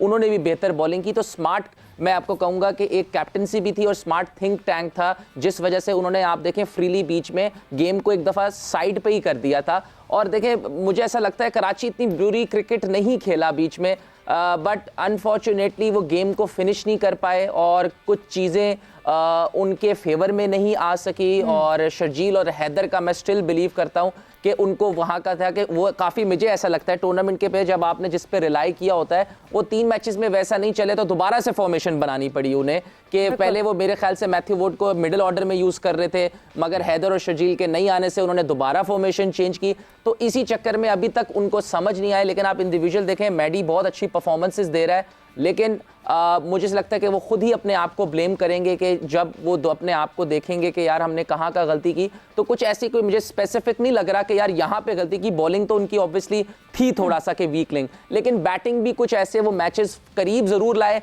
लेकिन फिनिश नहीं कर पाए। तो मेरे ख्याल से ऐसे टूर्नामेंट्स में हो भी जाता है। बट कराची, मेरे से पूछेंगे तो मुझे चाहता था मैं कि कराची, क्योंकि बहुत टाइम हो गया है, काफी देर से, लास्ट ईयर भी बहुत चूज पेशावर ज़ल्मी की हुई थी और आप चाहते थे कि कराची जीते। इमाम, ये दो बातें एक साथ, चूज पेशावर ज़ल्मी की हुई थी। वो तो मैंने वो रियलिटीज पे की थी ना, क्योंकि लॉजिस्टिक मुझे कह रहे थे कि ज़ल्मी की टीम जरा ज्यादा बेहतर है। हाँ। और इस कल की जो फॉर्मेशन थी उसमें मुझे और बेहतर लग रही है, लेकिन मैं चाहता हूं कि कराची किसी न किसी तरह आए, वो टूर्नामेंट के लिए भी अच्छा है। बिल्कुल, बहुत अच्छा है। मैं थोड़ा सा यहाँ पे ऐड करना चाहता हूँ। मुझे लगता है कि कराची की बनिस्बत ज़ल्मी ने बहुत स्मार्ट चेंजेस की। मतलब उनकी जो बॉलिंग लाइनअप, उन्होंने कंडीशंस को रिस्पेक्ट दी। उमर ज़ई भी खेले, वो बैक ऑफ लेंथ और पिछला गेंद तेज़ कर रहे थे। तो पिंडी की कंडीशंस को नोइंगली उन्होंने आमिर जमाल को ऐड किया, क्योंकि जिमी नीशम भी यहाँ अच्छा कर सकते थे लेकिन उन्होंने पेस लेके आए। ताकि वो पेस के साथ थ्रेट करें इनके मिडल ऑर्डर को। फिर मुजीब का आना, तो मतलब वो सारी जो चेंजेस थी बहुत उसके पीछे एक थॉट थी और वो सारी वर्क की इसीलिए क्योंकि ज़ाहिर है उन्होंने सारी चीज़ें देखी, जबकि कराची ने नहीं देखा कि कौन सी कंडीशंस हैं। आप 3 फास्ट बॉलर्स के साथ नहीं खेल सकते पिंडी में, आपको 8 ओवर स्पिन के बड़े मुश्किल हो जाते हैं, कोई बैकअप नहीं था। बैन कटिंग थ्रू आउट नहीं परफॉर्म कर रहे, तो एटलीस्ट ये कंडीशन शायद एंड्रयू टाई को सूट करती। बैक ऑफ लेंथ और पिछला गेंद वो करते हैं, थोड़ा सा सोचना चाहिए था कि इन कंडीशंस में हमने कौन सी चेंज करनी है। मैंने कल भी बात की थी, कहीं ना कहीं इनकी फास्ट बॉलिंग आमिर के अलावा कुछ नहीं कर रही, परफॉर्म नहीं कर रही और कटिंग नीचे बैटिंग में भी नहीं कर रहे। तो आई थिंक कि आमिर यामीन भी उनसे पीछे आ रहे हैं। कल उनकी बैटिंग देख कर आपको अंदाज़ा हो रहा होगा, उनको भी अगर ऊपर बारी मिलती तो शायद वो बेहतर परफॉर्म कर सके। बिल्कुल ज़ल्मी की जो चेंजेस थी वो बिल्कुल थॉट प्रोसेस के साथ थी और कराची की चेंजेस जो हैं वो फोर्स चेंजेस लग रही थी। बट यस मेरे ख्याल से आई थिंक वैसे हमें ब्रेक की जाने में भी बढ़ना है, लेकिन वापस आके हम जरूर फेंकती नहीं जाऊंगी बिकॉज़ बिल्कुल जाते जाते जो है इरम मैं आपसे या सवाल जरूर पूछ लूंगी, जवाब हम वापस आके ब्रेक से। जहां मैं ओवर कंपैरिजन की बात करती हूँ इरम, 14th ओवर तक मैं देखती हूँ कि Peshawar Zalmi was lagging behind and Karachi was going further. ये 14 से लेके और उसके बाद जो 20th में कमाल हुआ वहां पूरा सिनेरियो चेंज हो गया और एक दफा फिर से ज़ल्मी ने जो है वो कमबैक किया। बात करेंगे इस परफॉर्मेंस के हवाले से और भी, मगर अभी जा रहे हैं एक ब्रेक पर और ब्रेक से वापस आएंगे तो इरम का जवाब भी जाए। सुहा के मैक एक बार फिर से आपको खुशामदीद कहते हैं। जोर का जोड़ अदील और सवीरा आपके साथ मौजूद हैं और हम बात कर रहे थे कल के मैच के हवाले से, Karachi Kings versus Peshawar Zalmi, of course which Peshawar Zalmi one by 24 runs. हमारा पैनल इस वक्त हमारे साथ मौजूद है लाहौर में और इंजी भाई ने हमें ज्वाइन किया हुआ है ऑनलाइन। सो हम बात कर रहे थे जी, इंजी भाई अभी नहीं है, हमें ज्वाइन कर रहे होंगे। चलें जी, अच्छा वो बता दिया आपने, वरना तो इंजी भाई कोई सवाल फेंकने वाला था। चलें जी, हम दूसरी तरफ जाते हैं, लाहौर की तरफ जाते हैं। शोएब मलिक के हवाले से हम ब्रेक पे जाने से पहले इरम से एक सवाल। अच्छा, आप सवाल पूछ नहीं थी मेरे ख्याल से। यस, इरम आपने पूछ लिया गई थी मैं सवाल। पूछे गई थी। यस, तो इरम उस सवाल का जवाब अगर आपको सवाल याद है, वरना मैं रिपीट कर देती हूँ कि जब मैं ओवर कंपैरिजन देखती हूँ तो उस ओवर कंपैरिजन में जो है 14th ओवर तक Karachi kings is leading, Peshawar Zalmi is behind and then एकदम से चीज़ें तब्दील होना शुरू होती हैं और दूसरी दफ़ा पेशावर ज़ल्मी इस गेम में कमबैक करती है। एक दफ़ा वाइल बैटिंग उनका कमबैक दिखा हमें एंड देन वाइल बॉलिंग वो कमबैक दिखा। क्या मेजर वो जो कहते हैं ना, कहाँ आया वो टर्निंग पॉइंट? मैं यहाँ पे अभी हम यही इस बारे में ही बात कर रहे थे और मुझे लगता है कि मेरा अपना एक पॉइंट ऑफ व्यू है कि जिस तरह शोएब मलिक ने जिस तरह पिछले मैच में बॉलिंग की है, मुझे लगता है कि इस मैच में थोड़ा सा मिसिंग था। जिस तरह के जिस वक्त हसीब बैटिंग कर रहे थे, हाँ वो हो सकता है कि वो उस वक्त कप्तान और टीम का ये हो कि बाकी स्पिनर्स को भी जो है वो अच्छा टीकेसी है, दूसरी तरफ तो वो अच्छा खेल रहे हैं, लेकिन चांस बन सकता था क्योंकि दूसरी तरफ हसीब थे जो लेफ्ट हैंड बैट्समैन है। अगर शोएब मलिक को लगाते तो कुछ ना कुछ शायद शोएब मलिक जो है वो अच्छी बॉलिंग करके उनकी विकेट ले सकते थे और उस तरह से जो है वो हसीब स्कोर ना करते और टीकेसी पे भी प्रेशर आ जाता। तो वो सब मुझे लगता है एक मेन डिफरेंस जो था वो ये था, क्योंकि और दूसरी जो एक मुझे बात लगती है कराची के लिए कि उनकी लक जो है वो साथ नहीं है कि आमिर का इतना अच्छा स्पेल होना और अच्छी बॉलिंग का स्टार्ट होना 3-4 फॉर पेशावर, लेकिन फिर भी वो कह लें कि वो मैच हार गए हैं। लक के साथ साथ मुझे लगता है थोड़ा सा पेशावर ने, बिल्कुल मिर्ज़ा भाई ने सही बात किया है कि पेशावर ने जो है बहुत अच्छी उनकी सारी प्लानिंग थी, वो हर मोमेंट पे इवन वो चाहे वाइल बैटिंग या बॉलिंग, वो हर हिसाब से अपने प्लेयर्स को, उनको पता था कि टीकेसी को पता था कि बाबर आजम आउट हो गया तो जो बाबर का रोल है वो अब मैंने करना है, अब मैंने दूसरे एंड पे रहना है और मैंने टीम को जो है बैटर्स को अपने इर्द गिर्द लेके घूमना है। तो सेम वही हुआ है। और उसके बाद जैसे आपने बात की कि अगर बॉलिंग की बात करें कराची की, जिसमें 14 से 20वें ओवर तक पॉवल ने जो बैटिंग की है, मुझे लगता है कि वो बहुत अच्छी बैटिंग थी। वो पहले तो हसीब उनका मैच बना गए, फिर पॉवल ने आके बैटिंग की और दूसरी तरफ मतलब मुझे लगता है शायद कराची भूल गया था कि टीकेसी भी हैं, वो भी अपने उसका वेट कर रहे हैं अपने टर्न का। तो जब उनके पास आया टर्न तो उन्होंने भी फुल अपने कह लें फुल स्विंग दिखाए हैं और वहाँ से जो है मेन मुझे लगता है कराची शोएब मलिक को शायद देख सकते थे और एग्जैक्टली बैटिंग में भी कराची के साथ यही हुआ है कि टर्निंग पॉइंट था वो मलिक का आउट होना, क्योंकि जिस तरह की वो अच्छी फॉर्म में है, अगर मलिक और जिस तरह इमाद ने तो किया ही है, हर मैच में इमाद करते चले आ रहे हैं, अगर शोएब मलिक भी इमाद के साथ रहते तो मुझे लगता है कि ये स्कोर शायद शायद वो चेस कर लेते। बिल्कुल मिसबा, इन्होंने अभी इमाद का जिक्र कर भी दिया और मैं एक्चुअली इमाद के शोएब मलिक का भी जिक्र हो गया, लेकिन इमाद को ज़रा थोड़ा सा और हम ज़रा डाइसेक्ट करते हैं उनकी परफॉर्मेंस को। इस वक्त कराची किंग्स में he is a loan fighter. Okay, कल उनकी bowling went for a lot of runs because ज़ाहिर कंडीशंस फेवर नहीं कर रही थी इतनी ज़्यादा, और पेशावर ज़ल्मी ने कैपिटलाइज भी किया उस पूरी चीज़ को। लेकिन अगर इमाद की हम बैटिंग की बात करें तो I mean he is among the top scorers right now उस टूर्नामेंट में। तो मेरे ख्याल से वो दूसरे नंबर पर मौजूद है। मोमेंटरली अभी नीचे आ जाएंगे बिकॉज बाकी खिलाड़ियों को मैचेस खेलने हैं अपनी। इमाद को क्या अब सिचुएशन कंट्रोल में लेनी पड़ेगी आने वाले 3 मैचेस में? कंट्रोल से मुराद ये है कि क्या वो शोएब मलिक के नंबर पे आगे खेल सकते हैं, 1 नंबर अपने आप को प्रमोट करें, क्योंकि by the time he is coming now वो मैच काफ़ी हद तक निकल ही चुका होता है। और इमाद एक ज़माने में इंडिया के लिए रॉबिन सिंह इनिंग्स खेला करते थे, वो 50 तो मार दिया करते थे लेकिन किसी काम की वो हुआ नहीं करती थी। तो डू यू थिंक मिसबा के इमाद को अपने आप को प्रमोट करने की ज़रूरत है ताकि वो कंडीशन को सीज करे? देखिए, बात फिर वहीं पे आती है कि एक अकेला बंदा कुछ नहीं कर सकता। गेम जो क्रिकेट की गेम, चाहे वो बॉलिंग है या बैटिंग है, वो पार्टनरशिप की गेम है। अगर कैडमोर एक तरफ आराम से खेल रहे हैं और सिंगल दे के दूसरी तरफ स्ट्राइक दे रहे हैं तो दूसरी तरफ से चार्ज हो रहा है, वो वेट कर रहे हैं। दूसरी तरफ से अगर कोई स्टे भी नहीं कर रहा और उसको सपोर्ट नहीं कर रहा, एटलीस्ट राना बॉल या जो ऑड बाउंड्री कहीं पे वो चाहिए आपको। आप अगर कराची को देखें तो सारे मैचेस आप लोअर मिडिल ऑर्डर पे आके हारे हैं, जीते हुए मैच हारे हैं। 4 बॉलों पे 6 मेन बैट्समैन आपके खड़े हैं, नहीं हुए। तो वजह क्या है? बेन कटिंग को कोई डिस्कस नहीं कर रहा, जो मेन इस टाइम वो लगातार मैच खेल रहे हैं लेकिन वो हर इनिंग में ऑलमोस्ट रन बॉल खेल रहे हैं। ना कराची नंबर चेंज कर रहा है, ना वहाँ पे चलो आपने खिलाया हुआ है आमिर यामीन को और वो अच्छी फॉर्म में भी लग रहा है, ना आप उसको वहाँ पे चेंज कर रहे हैं, उसकी जगह पूरा बॉलर ही खिला दें। चौथा, कल की कंडीशन में अगर आपका चौथा बॉलर होता फास्ट, तो जहाँ आपने 3 आउट किए हुए थे तो आप डेफिनेटली सोचते कि Aamir should ball another over, go for the किल, यहाँ एक और आउट करें, गेम को ख़त्म करें। आपका क्यों दे रहे हैं अगली टीम को फिर से ब्रीदर दे रहे हैं वापस आने के लिए? क्योंकि आपको फिक्र पड़ गई 2-2 ओवर फास्ट बॉलों के हुए कि हाँ जी एंड पे भी इन्होंने करने हैं, हमने 8 ओवर स्पिन के भी कराने हैं।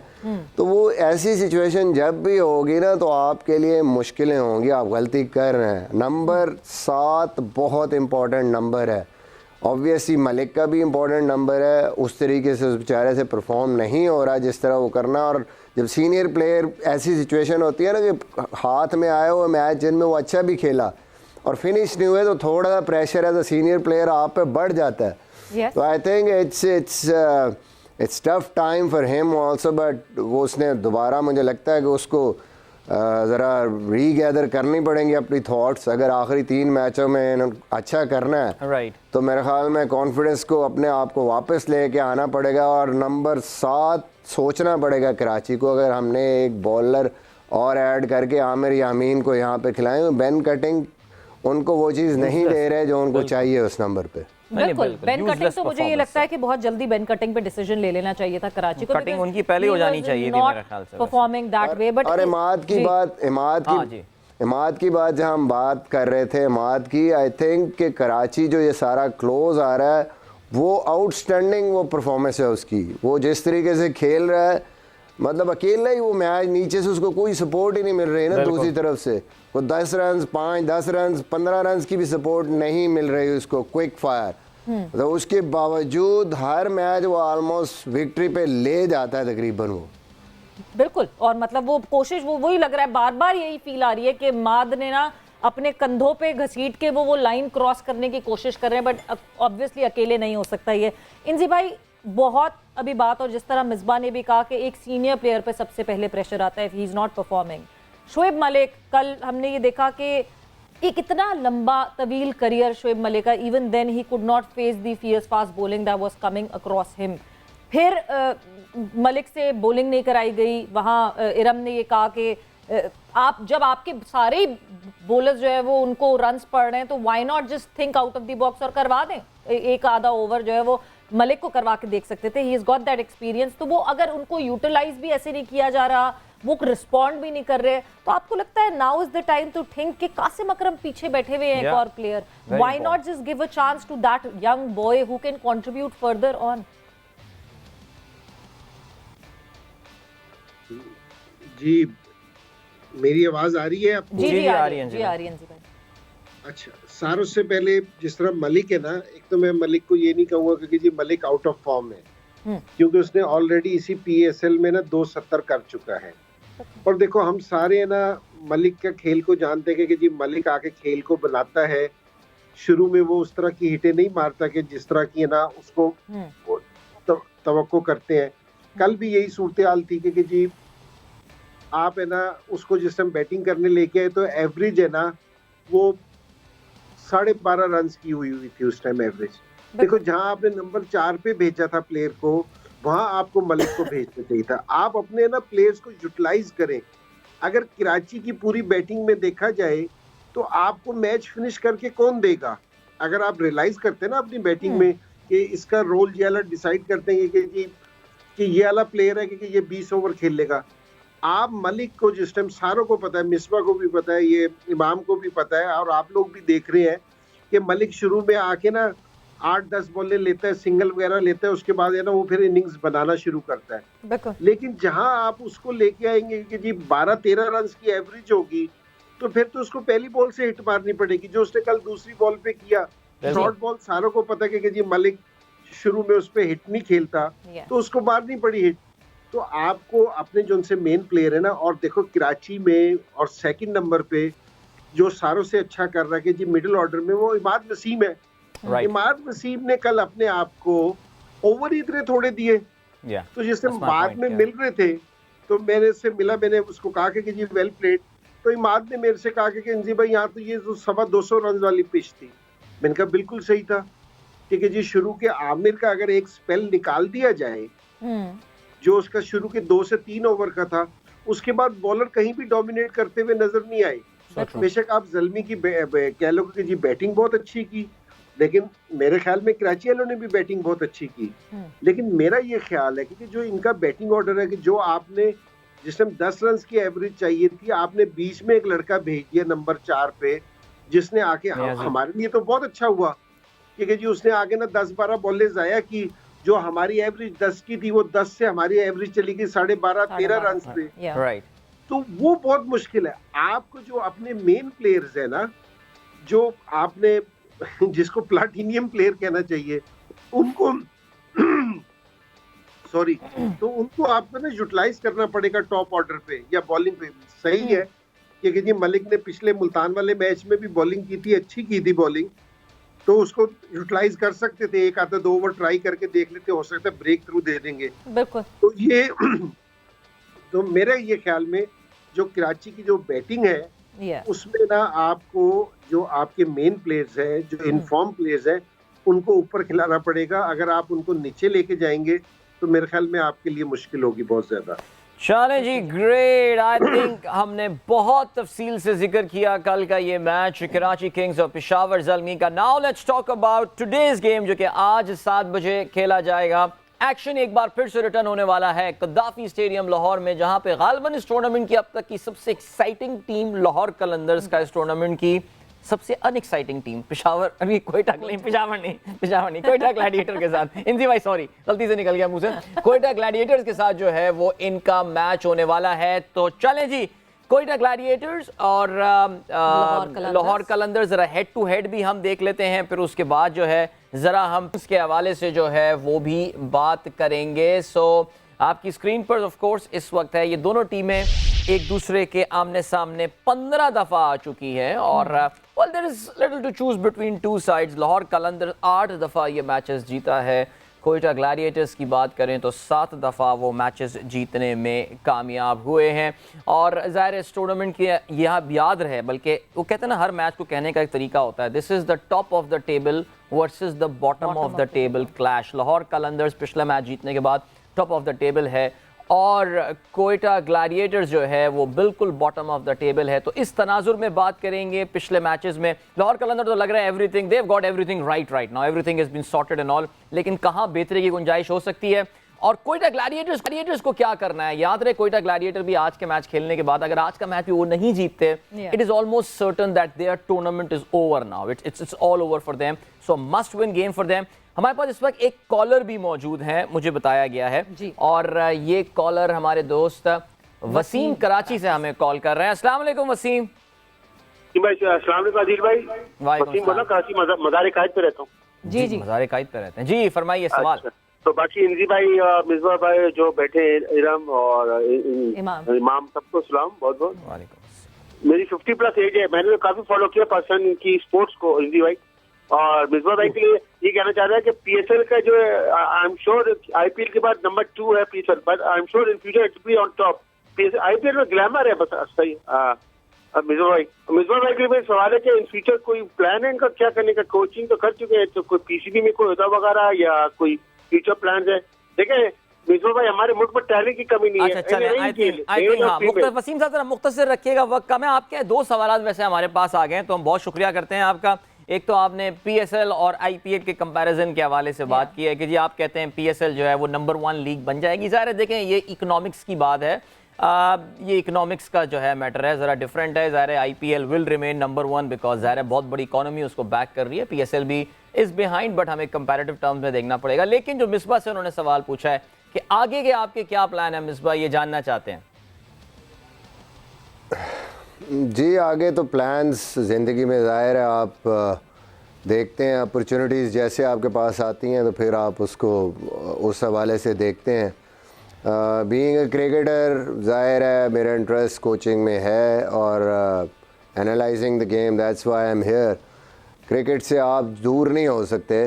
क्रिकेट का जो पैशन होता है वो हमेशा आपके अंदर रहता है. तो लेट्स सी, जब भी अपॉर्चुनिटी आती है तो ऑब्वियसली देन आप देखते हैं उसको कि हाँ मैं इसमें कुछ कंट्रीब्यूट कर सकता हूँ, मेरा इसमें पैशन है, मैं आगे इस चीज़ में आना चाहता हूँ. तो देन यू बेसिकली डिसाइड. बिल्कुल. और आप जो हैं डेफिनेटली एक कोचिंग आपको जाहिर सी बात है एक एक्सपीरियंस वो हो भी गया एंड अब फर्दर ऑन. बट एक चीज़ मैं मिसबा, क्योंकि आपने कोचिंग की बात की, मैं जल्दी से आपसे वो उस फर्दर ऑन पूछना चाहती हूँ. पाकिस्तान क्रिकेट बोर्ड जो कोचिंग कोर्सेज करवाता है and English cricket board ECB के जो कोचिंग कोर्सेज उसमें बहुत ज़्यादा डिफरेंस कहा जाता है कि यहाँ क्रैश कोर्स होता है, वहाँ आपको लगता है कि पाकिस्तान क्रिकेट बोर्ड को भी अब वो तर्ज अपनानी चाहिए कि फिर यहीं के जो कोर्सेज हों वो दुनिया भर में एक्सेप्ट किए जाएं? लेकिन आई डोंट नो कौन लोग ये कहते हैं. मैंने वहाँ से भी लेवल 2 किया था और मैंने यहाँ से भी किया है. इवन अभी लेवल 3 किया है. आईसीसी की टीम आई थी तो मुझे लगता है कि स्टैंडर्ड तो बहुत अच्छा है यहाँ पे. आपको वो सारी, मुझे लगता है कि वो ज़्यादा मतलब वो मुझे ज़्यादा बेसिक और आसान लगता था. यहाँ पे मुझे लगता है कि और ज़्यादा डिटेल्ड किए हैं हमने. जो लेवल 1 किया है, लेवल 2 किया है, तो ऐसी बात नहीं है. मुझे वैसे ही लगता है कि जैसे हम हर चीज़ में समझते हैं कि बाहर की जो क्वालिटी है वो बहुत अच्छी होगी, उसी में हम कह देते हैं कि जी वो बहुत अच्छी होगी. और मुझे लगता है कि यहाँ पे भी बड़ा ज़बरदस्त कोर्सेज जो भी हमने 2 किए हैं यहाँ से और अभी तीसरा, तो बहुत ज़बरदस्त डिटेल्ड और बहुत ही आपको हेल्पफुल, और वो होता है कि आप हर चीज़ उसमें कवर करते हैं. Very nice. चलें जी, ग्रेट. ये हुई बात ही नहीं. हमारा बोर्ड का पर्चा भी इतना हल्का नहीं है वैसे. हर चीज़ में अपने आप को जो है ना हल्का नहीं लेना चाहिए. हमें वैसे अभी थोड़ी सी देर में ब्रेक की जाने बढ़ना है, उसके बाद ज़ाहिर है हम ब्रेक का टाइम हो गया. तो आई थिंक हाँ, बिकॉज अच्छा यही होगा तफसील के साथ अब आके कुछ खिलाड़ियों की इंडिविजुअल परफॉर्मेंसेस के हवाले से भी बात करते हैं. सबसे पहले आते ही प्रेडिक्शन हमने, क्योंकि अभी तक नहीं की है, तो प्रेडिक्शन लेनी थी हमको. वैसे बाकी हमने सवाल ले लिया, प्रेडिक्शन लेनी चाहिए थी. तो प्रेडिक्शन करेंगे वापस आते ही. तो जल्दी से जाएंगे ब्रेक पे और जल्दी से वापस आएंगे. Stay tuned with us. जोर का जोर में एक दफा फिर से खुशामदीद. काफी डिटेल डिस्कशन हुई हमारी कल के मैच के हवाले से. देन आज के मैच पे भी अब डिस्कशन शुरू हो गई. Lahore Qalandars versus Quetta Gladiators. और लाहौर कलंदर्स एक ऐसी टीम लग रही है जो लग रहा है उनके सारे कॉर्नर्स सब कुछ सॉर्टेड है. और मैं ज़्यादा नहीं बोलूँगी, कहीं मेरा जो कहना है वो इन्फ्लुएंस ना करे हमारी प्रेडिक्शंस पर, क्योंकि जो है अब टाइम आ गया हमारी एनालिस्ट के प्रेडिक्शन का. So let's go towards the analyst prediction.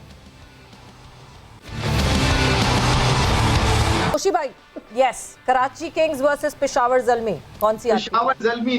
Iram. बता दें नहीं नहीं, आज मैं पिशावर के साथ जाऊंगी। मिसबा जी। लेकिन मैं भी मुशी भाई के साथ हूँ आज, मुझे लगता है तस्वीर पड़ी है उन्होंने। चले जल्दी। हाँ, ये लेकिन ये मिसबा का लेकिन का बड़ा मसला है ना। ठीक हो गया पेशावर। One more Peshawar. लेकिन चलो शाबाश इमाम। अब बच्चों की तरह बता दें प्रेडिक्शन। मेरी भी पेशावर है। लाला चलो मैं कराची कह रहा हूँ जी, मैं कराची। चलो जी।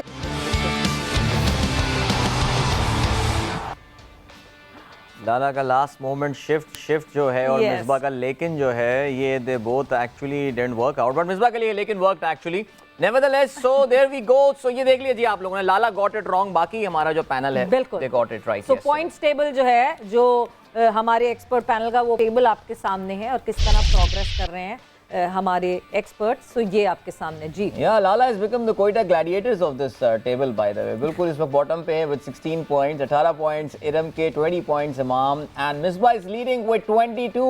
Congratulations, Misbah, जबरदस्त जी, great. अब हम बात कर लेते हैं आज की प्रेडिक्शंस के हवाले से। सो आज जो हमें एडवांटेज है वो ये कि लाला ऑलरेडी हमें प्रेडिक्शन भेज चुके हैं। So we have the first prediction of the day which is from Lala. और सवेरा वो क्या है? लाहौर कलंदर्स। लाहौर कलंदर्स। लाला हैज चोजन लाहौर लाला का भी कलंदर्स। फिक्स हो गया वैसे लाहौर कलंदर, मुझे लग रहा है। Islamabad United, yes, Lahore Qalandars. लाहौर का ना के हाँ नहीं वो सही कह रहे हैं आप वो लाहौरी कहना चाहिए उनको आप, बिल्कुल। जैसे इरम भी हमें पता है लाहौरी कहेंगे, इरम का भी हम लॉक कर देते हैं, राइट इरम? बिल्कुल लॉक कर दें। दो हो गई हमारे पास। ठीक है। अब तो लाला भी लाहौर, इरम भी लाहौर, इंजी भाई जी लाहौर बहुत मार्जिन से है आगे है। अच्छा, ओहो, बहुत मार्जिन से। इमाम जी मेरा भी लाहौर ही है। हाँ, मुझे ऐसा लग रहा है कि किसी से पूछने की जरूरत ही नहीं आज। मिसबा क्वेटा फेवरेट है लेकिन लाहौर कलंदर्स। ये मिसबा लेकिन- कहाँ फेवरेट है ये? मैं जानना हाँ, चाहती वैसे हूँ कि वाकई। ये आपको खबर, आपने हाँ। कौन सा इवनिंग का अखबार पढ़ा है? फेवरेट सिर्फ टीम की फॉर्म के हिसाब से तो नहीं फेवरेट होती, फेवरेट वैसे भी होती है किसी की। अच्छा चले, वो दिल से फेवरेट वाली बात कर रहे हैं आप। मुझे लगा वो कॉन्टेस्ट वाले फेवरेट। लेकिन मेरे ख्याल से आई थिंक हाँ ये आज जो है ना लाहौर कलंदर्स जो है ना वो मैच की स्ट्रेटजी बना रहा होगा और क्वेटा ये सोच रहा होगा कि 11 कैसे बनाने हैं। लेकिन मैं स्टिल चाहता हूँ कि क्वेटा जीते, देखिए ताकि ऑनेस्टली टूर्नामेंट जरा स्पीकिंग, मजा हो। वरना ये है कि बहुत सिंपल चीजें हो जाएंगी। अगर क्वेटा जीतेगा तो प्रेशर आएगा बाकी टीम्स पे। मतलब ऑनेस्टली स्पीकिंग ये आज अगर क्वेटा नहीं जीत सारे पाता, एंगल्स कवर करता रहा, इसने जाके वापस खेलना भी है, उनको फेस भी करना है। ये होता है क्वेटा के हमेशा। प्लेयर्स टीम ये में हमेशा जो खिलाड़ी जो होते हैं ना रडार पे होते हैं टीम के भी या फ्रेंचाइज के, वो बड़े एहतियात से बड़ा धीमे बातें करते हैं, कोई कंट्रोवर्शियल बात नहीं करते, and that's right for them, इसमें कोई शक नहीं है। लेकिन स्मार्ट प्ले नो डाउट। और हम चाहेंगे, वी वुड लव टू सी इमाम playing in the next PSL, may be you never know, शायद इसमें भी नंबर आ जाए, यू नेवर। लेकिन हम बात जरा करते हैं प्रेडिक्शन का सिलसिला हमने यहाँ पे क्लोज और कर दिया। सारे हमारे जो एक्सपर्ट्स हैं उन्होंने लाहौर कलंदर दी डेफिनेट चॉइस वो चूज किया। या बिल्कुल, there's no क्वेटा। तो मिसबा जरा हम बात कर लेते हैं क्वेटा के हवाले से। नेचुरली जैसे कि आपने आई मीन ये वैसे तो शायद मजाक लोगों को लगे, लेकिन it's actually a fact that Quetta को वाकई अपनी टीम बनाने में इस वक्त प्रॉब्लम हो रही है। और आप ये देख रहे हैं कि जी प्लेयर्स आए भी जा रहे हैं, उनके जाए भी जा रहे हैं, देयर इज समथिंग रॉन्ग। जाहिर है क्वेटा के अगर हम परफॉर्मर्स की बात करें, वर्ल्ड पीएसएल से पहले हम इफ्तिखार से एक्सपेक्ट कर रहे थे Iftikhar would be pretty good, बल्कि हम ऐसा करते हैं कि आपको जरा कुछ उनके Weak links परफॉर्मर्स, उनके कुछ दिखाते हैं, वीक लिंक्स हम आपको दिखा भी हैं। आप की स्क्रीन पर जो है वो इस वक्त ये नज़र भी आ रहे होंगे। अगर आप यहाँ पे इफ्तिखार अहमद को देखें तो इफ्तिखार अहमद ऑल टुगेदर उन्होंने अब तक जो स्कोर किए हैं वो 127 रन इन्होंने स्कोर किए हैं। Well he had the start against Peshawar Zalmi, तो इनफैक्ट उन्होंने एक वाहिद 50 भी अपनी स्कोर की, लेकिन केके के against 32, that was a match winning cause by the way, that's the only match winning जो कि इनकी इनिंग रही है, क्योंकि कोयटा बाकी सारे मैचेस हारा है। इस्लामाबाद यूनाइटेड के खिलाफ भी 39 रन बनाने में वो कामयाब हुए, तो 127 run all together. Definitely not the performance जिसके वो कैपेबिलिटी रखते हैं, जो उनसे एक्सपेक्टेशन थी, लेकिन बहरहाल ये आपके सामने है। नवाज की कुछ बात करते हैं। मोहम्मद नवाज गालिबन सवेरा सबसे बड़ा जो फ्लॉप कोयटा ग्लैडिएटर्स के लिए रहा है वो नवाज ही रहा है, and one of the most important player, Without doubt. क्योंकि जो है जहां हम कोयटा ग्लैडिएटर्स की फतुआत की बात करते हैं, यूएई की कंडीशंस, नवाज ने जिस तरह उसका फायदा उठाया, मगर इस वक्त अगर मैं मोहम्मद नवाज की परफॉर्मेंस देखती हूँ, सो 14 रन उन्होंने बनाए थे मुल्तान सुल्तान के अगेंस्ट और 28 रन देकर जो है वो कोई विकेट हासिल नहीं की थी। टोटल अगर मैं बताऊं तो 22 रन अभी तक टोटल वो जोड़ चुके हैं 1 2 3 4 5 मैचेस में। और अगर मैं बॉलिंग की तरफ जाऊं तो 3 विकेटें हासिल की हैं और 170 रन कंसीड कर चुके हैं, which is a very very high number considering Mohammad Nawaz जिनके ऊपर बहुत ज़्यादा कोयटा ग्लैडिएटर्स डिपेंड करती है। So another very very strong weakling. और सवेरा इसमें नवाज के जो स्टैट्स में एक चीज़ मिसिंग है वो ये हिज इकोनॉमी हैज़ बीन 10.62। सो आप देखें तकरीबन 11.25 रन वो फी ओवर दे रहे हैं। और आखिर में बात करते हैं फॉरेन प्लेयर्स की, जहाँ तक बात करें अब ओडीन स्मिथ पे इनकी रिलायंस बहुत ज़्यादा रही है और वाकई ऐसा लग रहा है कि वहाँ पे कहत है उनके पास फॉरेन प्लेयर्स का।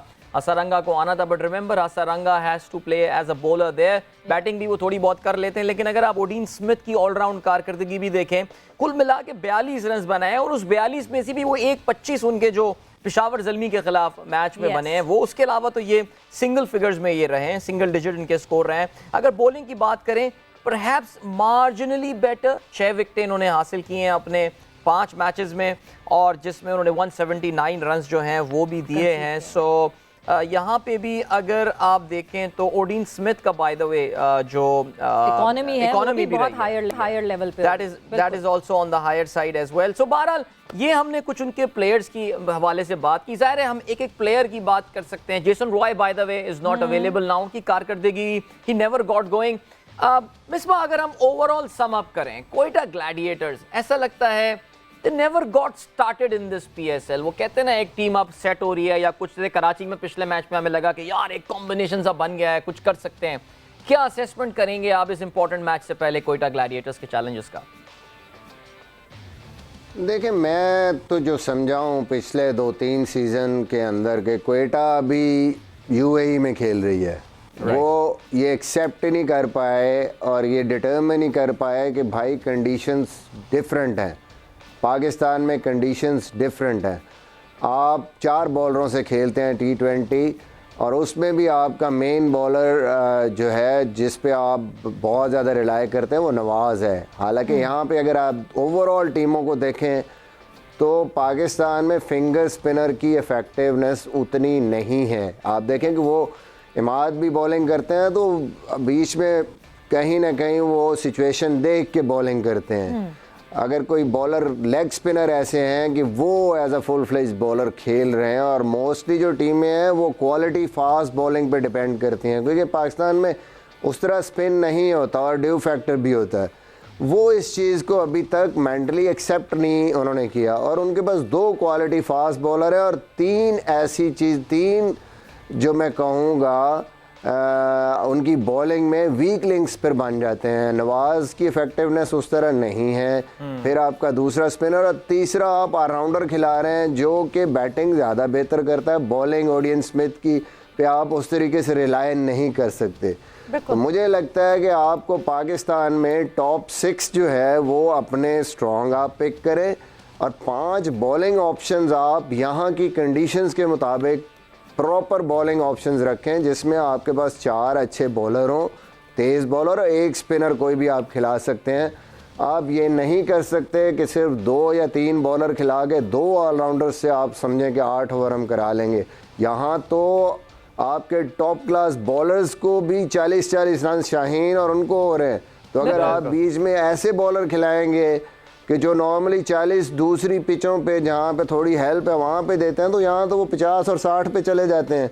फिर वो अपोजिशन को मौका मिल जाता है, पहली इनिंग में ही 200 प्लस हो जाता है तो आप तो ऑलमोस्ट गेम से बाहर हो जाते हैं। मुझे लगता है कि कोयटा को आज ये सोचना चाहिए, विल स्मिथ चाहे ओपन करते हैं उनके साथ, दूसरी तरफ अगर गुप्टिल ओपन करते हैं, नंबर 3 हफीज़ खेले, 4 पे वो खुद सरफराज खेले, 5 पे इफ्तिखार भी जो परफॉर्मेंसेस नहीं हो रही ना वो ऑलमोस्ट वो इंजी भाई ने जो पहले बात की है सबसे ज़्यादा जो आपका जो इम्पैक्ट प्लेयर है वो मोस्टली मैचों में उस वक्त आ रहा है जब गेम जो है ना हाथ से निकल गई होती है। 14 की एवरेज चाहिए, 13 की एवरेज चाहिए, तो वो वहाँ पे आके वो उसके पास कोई चॉइस ही नहीं है बॉलर्स को पिक करने की, सिचुएशन को देखने की।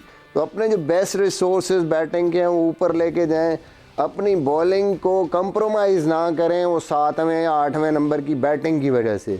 तगड़ी बॉलिंग लाइनअप खिलाएं। और आज के मैच में अगर क्वेटा टॉस जीतती है तो मुझे लगता है कि टॉस जीत के बैटिंग करें, टोटल कोशिश करें 170 प्लस या मिनिमम 170 प्लस करके अच्छी अगर बॉलिंग खिलाएंगे तो मेरे ख्याल में अभी भी चांस है क्वेटा के पास मैच जीतने का। ठीक है जी, एक कॉलर को शामिल कर लेते हैं। जुनेद हमें ज्वाइन इन कर रहे हैं मंडी बाउद्दीन से। अस्सलाम वालेकुम जुनेद, क्या पूछना चाहेंगे? मेरी मिसबा भाई से और इंजी भाई से क्वेश्चन है कि क्वेटा ग्लैडिएटर इतनी पावर हिटिंग भी रखती है और इतनी अच्छी बैलेंस टीम है, इसमें इतनी ज्यादा पावर भी है बैटिंग में, लेकिन हर साल वो एक ही सिर्फ बॉलिंग अटैक में रिलाई कर रहे हैं, नसीम शाह और हुसैन के अलावा उनके पास कोई ऑप्शन नहीं नजर आ रहा। मतलब उनके इससे ज्यादा भी आगे का सोचना चाहिए, किसी और यंगस्टर को मौका देना चाहिए, कोई बाहर से जो अच्छे बॉलर हैं उनको भी मौका देना चाहिए। दूसरा ये है कि अगर इतनी ज्यादा पावर और इतना सारा कुछ होने के बावजूद क्वेटा क्यों हार। चलो इस सवाल को काफी हद तक मिसबा ने हैंडल अभी किया भी था, आगे काफी वन डायरेक्शनल किस्म का इनका लग रहा है, बैकअप इनके पास नजर नहीं आ रहा। इंजी भाई उस प्रोग्राम के भी हम इख्तिताम की जानिब बढ़ रहे हैं, आपकी तरफ से भी असेसमेंट चाहूंगा। नेचुरली पहली बार क्वेटा के हम मसाइल का जो है वो जिक्र तो नहीं कर रहे हैं, लेकिन अब वही बात आ रही है कि बिल्कुल टूर्नामेंट के इख्तिताम की जानिब मामला बढ़ रहे हैं, कम से कम जहाँ तक क्वेटा का ताल्लुक है। आज का मैच वो हार गए जो हम बात कर रहे थे, it's almost all over for them. आपका क्या कहेंगे, कहाँ गलती हो गई, चूक हुई, टीम सिलेक्शन में ही प्रॉब्लम थी, या जिस अंदाज से वो मैनेज कर रहे हैं वो काफी आउटडेटेड तरीका हो चुका है? देखिए, एक तो क्वेटा का ये है कि ओवरसीज प्लेयर नहीं आए जी, उससे उनको फर्क पड़ा है। और दूसरी चीज ये है कि ये पहले भी मेंशन किए, भी मिसबा ने भी मेंशन की कि आपने यहाँ किसी अपने प्लेयर को बचाना नहीं है, जो आपके टॉप प्लेयर्स हैं आपने उनको टॉप ऑर्डर पे लेके आना है, सारी जगह पे खिलाना है। अच्छा, मैं आपको सिर्फ एक चीज, ये जिस तरह हसरंगा है ना, जिस तरह नहीं आया, हमने जिस टाइम बैठ के ना इस मैच से पहले ज़ल्मी वालों ने हमने बैठ के बात की कि जी हमें प्रॉब्लम कहाँ आ रही है, तो हमने ये वाली चीज रियलाइज की कि हम जो मिडिल के ओवर में हमारे फास्ट बॉलर्स अच्छी बॉलिंग कर देते हैं, मिडिल में आके ना आप ना विकेट नहीं लेते, आपको विकेटें नहीं मिलती। और ये जिस तरह की पिचेस है, जिस तरह की बाउंड्री है, जिस तरह की तेज आउटफील्ड है, अगर कोई सेट हो जाए, कोई भी बॉलिंग हो, तो आप स्कोर नहीं रुकवा सकते अनलेस कि अगर आप विकेटें ना लें। सिर्फ एक चीज है कि जी अगर आपको विकेटें मिलती रहेंगी, क्वेटा के दोनों फास्ट बॉलर्स बहुत अच्छे हैं, ठीक है ना, ये टॉप पे अच्छी बॉलिंग करते हैं, लेकिन जिस टाइम भी मिडल में जिस टाइम भी आते हैं, अगर ये लास्ट मैच इस्लामाबाद का भी देख लें, इन्होंने 3 से 4 विकेटें 50-60 पे ले ली थी उनकी, फिर आजम की और दूसरों की पार्टनरशिप लगी। तो जिस तरह मिसबा ने कहा कि आपने जो बीच में एक ऑलराउंडर खिला रखा है जो ज्यादा बैटिंग का है, लेकिन आप है ना पूरी बॉलिंग ही नहीं खिलाते, तो आप है ना कि जी ये ऑलराउंडर है कि जी इफ्तिखार 2 ओवर कर लेगा, ये 2 ओवर कर लेगा, वो 2 ओवर, ये आपको 2 ओवर कर सकते, मैच नहीं जितवा सकते। बिल्कुल, ये आप 20 ओवर तो पूरे करा देंगे लेकिन मैच नहीं जितवा सकेंगे जब तक आपको विकेट नहीं मिलेगी। मेरा ये ख्याल है कि जिस टाइम आपके पास ऐसे बॉलर हो ना, अब जिस तरह लाहौर अगर जीत रहा है, लाहौर की कामयाबी क्या है कि जी ये मुसलसल अटैक करते हैं जो इनके बॉलर्स हैं, तो मुसलसल इनको विकेटें मिलती रहती हैं। अगर उस दिन भी इन्होंने 242 किया था हमारे खिलाफ, ज़ल्मी के खिलाफ, अगर हमारी विकेटें ना गिरती तो हमें भी लग रहा था, सारों को लग रहा था कि हम 242 के करीब पहुंच सकते थे। तो आपकी जो उनसी बॉलिंग है, अगर आपने T20 जीतना है, बैट्समैन है ना आपको मैच जितवाते हैं, जितवाते हैं, और जो बॉलर्स हैं ये आपको टूर्नामेंट जितवाते हैं। No doubt about. आपकी जो उनसी बॉलिंग है ना वो ऐसी होनी चाहिए कि बीच में जो आपको ब्रेक थ्रू लेके दे सके, वरना आपके लिए मुश्किल है कि आप ना मैच जीतोगे।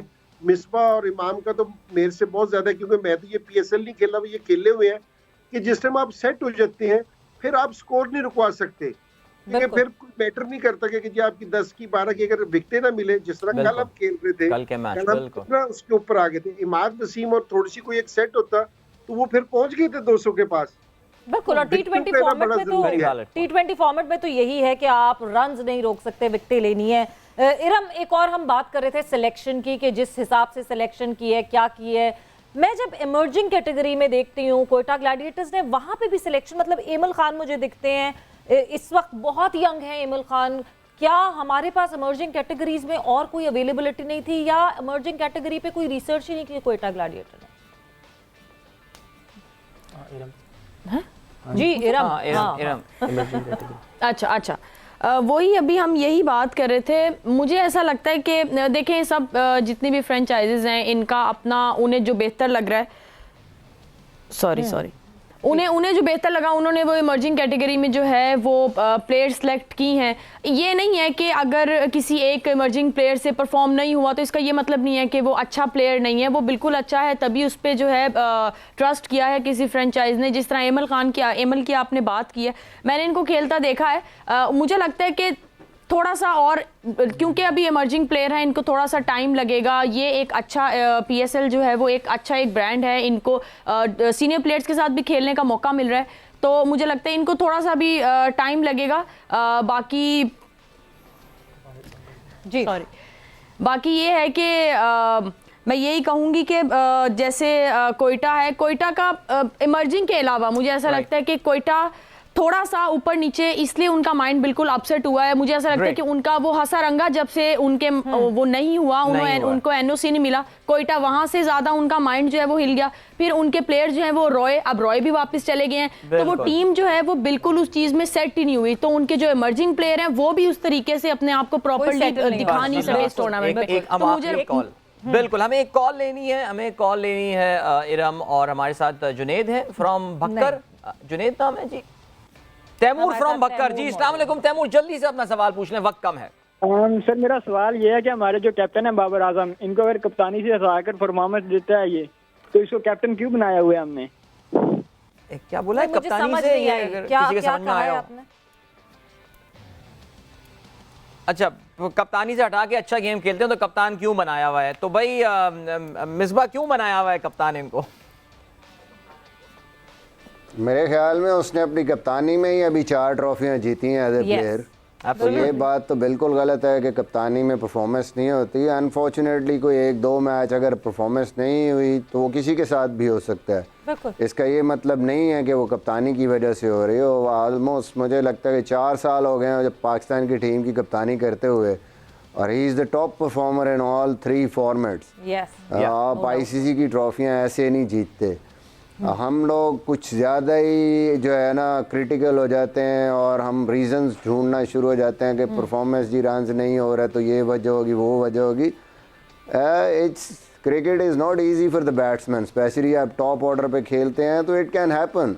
विराट कोहली जैसा बैट्समैन 2 साल बल्कि उससे भी ज़्यादा अरसा बेचारा रन करने को तरस गया था। तो it can happen to anyone. इसका ये मतलब नहीं है कि कप्तानी का प्रेशर हो गया ये या वो है। He will eventually score runs. Yeah, he will eventually score runs and inshallah let's wish him all the very best. Once in a generation talent आता है बाबर जिस तरह का है, we really need to give respect to him without any doubt. लेकिन ज़ाहिर seniors बेहतरी के लिए कुछ एडवाइस जरूर देते हैं। So thank you so much Misbah, thank you Iram, इमाम, इंजी भाई, थैंक यू आप सबका बहुत शुक्रिया। होप आप लोगों ने हमारे प्रोग्राम को एंजॉय किया होगा। वैसे विराट जिक्र किया India versus Australia match, Australia need 75 मौका नहीं मिल पाया, बट कल इस पे अगर मौका मिला तो बात करेंगे। इतने बड़े बड़े प्लेयर्स हैं, जबरदस्त टेस्ट सीरीज चल रही है। इंडिया अपने ही लगता है स्पिन जाल में फंस गया। 75 runs needed to Australia to win. बहरहाल जी कल होगी आप लोगों से मुलाकात एक बार फिर। अदील और सवेरा को इजाजत दीजिए। Good bye, god bless and अल्लाह हाफिज।